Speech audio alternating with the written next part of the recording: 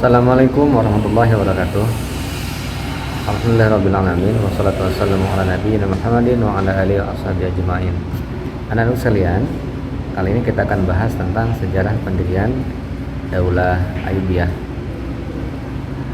Daulah ini merupakan daulah yang penting dalam perjalanan sejarah dan perkembangan peradaban Islam ya.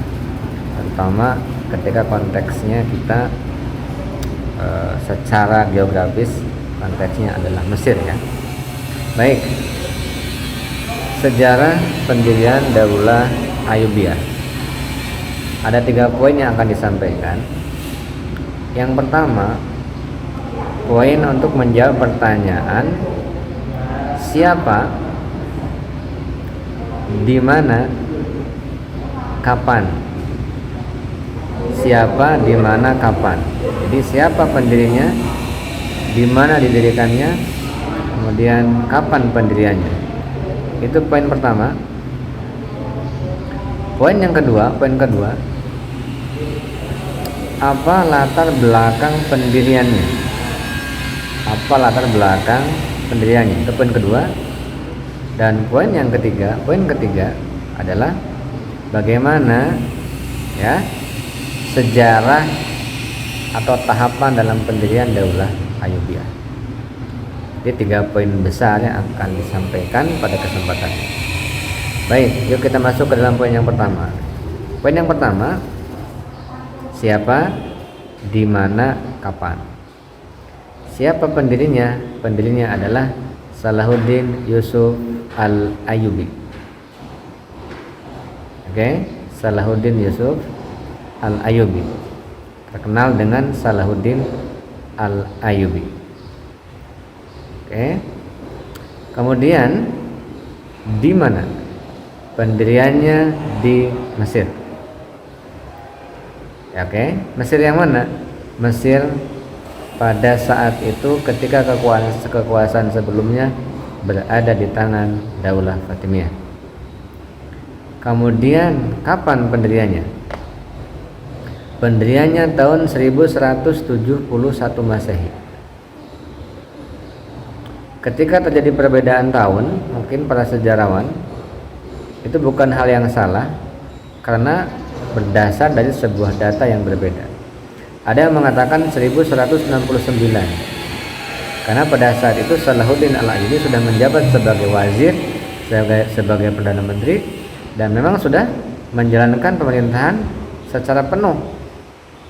Maka dianggapnya oleh sebagian sejarawan itu sudah awal mula pendirian Daulah Ayyubiyah.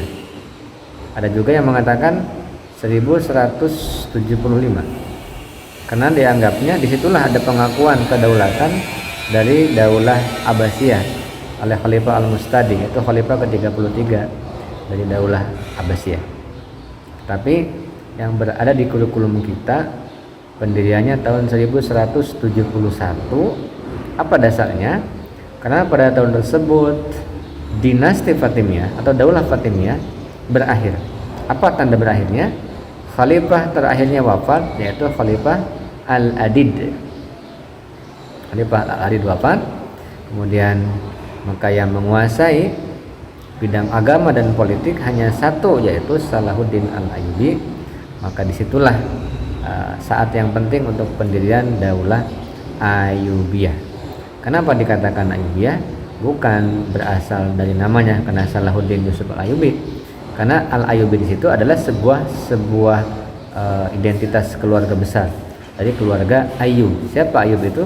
Kakek dari Salahuddin Al-Ayyubi. Berarti menisbahkan namanya kepada nama kakeknya. Menisbahkan namanya kepada nama kakeknya. Nah, begitu ya. Jadi anak seperti itu. Kemudian sekarang lanjut ke poin yang kedua. Apa latar belakang? Apa latar belakang pendirian Daulah Ayyubiyah? Latar belakangnya hampir barusan sudah dijelaskan. Jadi latar belakangnya adalah karena Daulah Fatimiyah itu berakhir. Khalifah Al-Adidnya wafat tahun 1171. Kemudian seolah-olah ada desakan untuk pembaharuan di Mesir, yang saat itu memang Mesir sedang berada dalam paham Islam Syiah. Kemudian ada desakan, maka Salahuddin mendirikan Daulah Ayyubiyah dan mengganti aliran-aliran keagamaan yang ada di Mesir dengan aliran agama Islam Sunni atau Ahlus Sunnah wal Jamaah.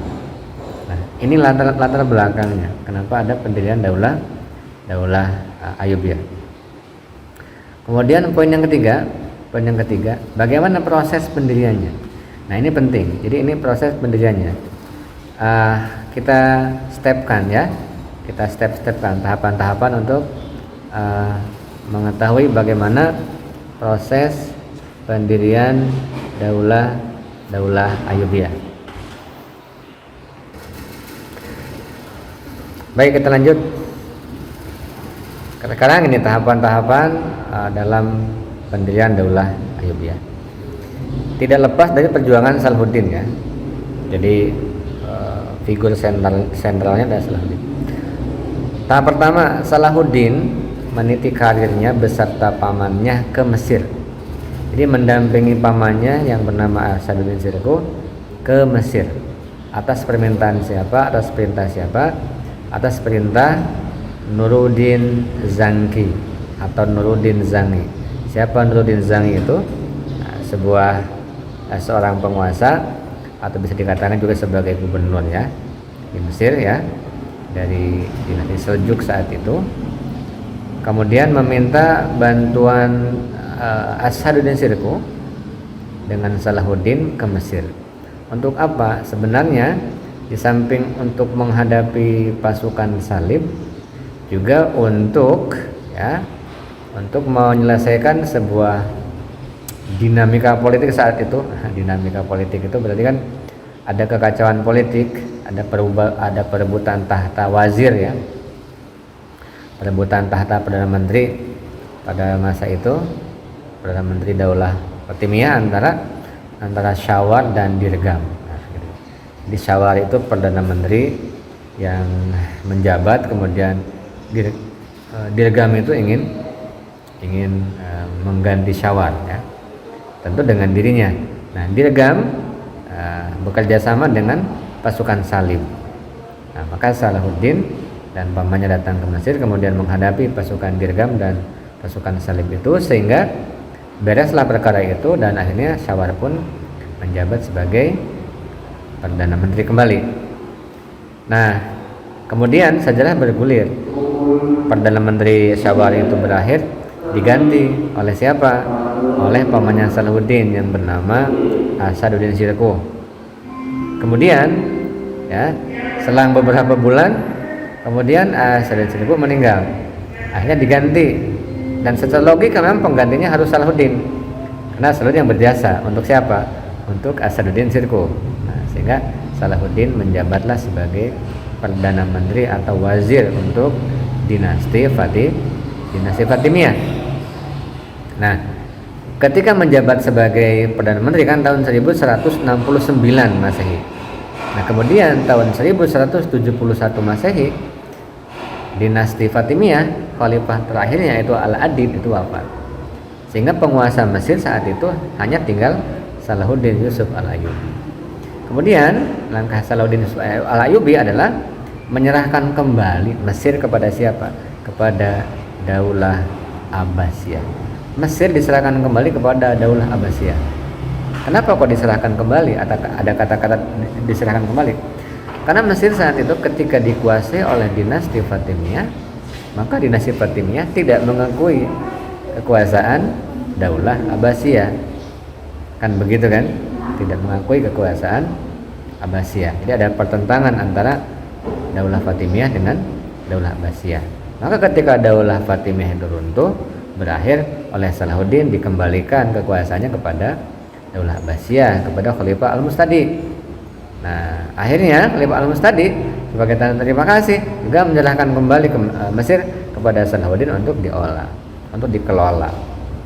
Sehingga saat itulah nanti Salahuddin mendirikan Daulah Abbasiyah pada tahun 1171 Masehi. Tadi kenapa dikatakan dinasti Ayyubiyah? Salahuddin mendirikan dinasti Ayyubiyah. Kenapa tadi dikatakan Ayyubiyah? menisbatkan namanya kepada nama kakeknya Salahuddin, yaitu Ayyub As-Sijli. Jadi seperti itulah ya, sekitar beberapa poin tadi, 3 poin besar ya yang disampaikan, bagaimana Daulah Ayyubiyah itu bisa berdiri. Sehingga simpulannya berarti Daulah Ayyubiyah itu daulah muslim sunni. Daulah muslim sunni artinya pemerintahan muslim yang beraliran sunni, bukan beraliran Syiah. Demikian, semoga bermanfaat. Assalamualaikum warahmatullahi wabarakatuh.